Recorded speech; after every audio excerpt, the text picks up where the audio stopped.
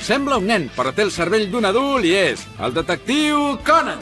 Perdó, ha de ser horrorós, que et passi això. Horrorós. Hola, sóc el Conan. No li digueu a ningú el meu secret. Ah, doncs jo ho he sabut des d'un bon principi. La informació més important quan dobles algú ens la proporciona els ulls.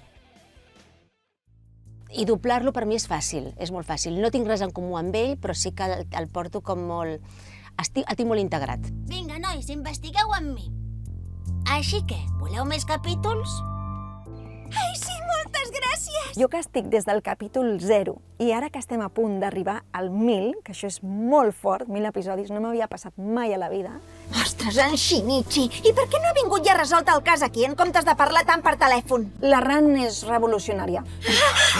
Els gestos, els plors, els sis, els nos, els crits, de vegades és molt més difícil que quan xerrem molt.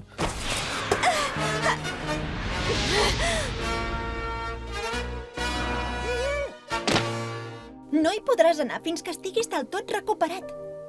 A més, encara et veig les galtes una mica vermelletes. Les escenes meves favorites amb la Ran són les romàntiques, quan sembla que es trobarà amb el Shinichi i no saps si arribarà o no arribarà.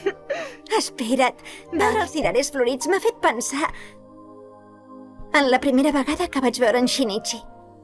Sempre la Ran està com a punt de... Sempre li recorda algú. I aleshores dius, ara, però penses, no passarà, és que no passarà. Aleshores, si en aquell moment que dius, aviam sí, i de cop dius, no, potser si portem següents capítols no passarà ara.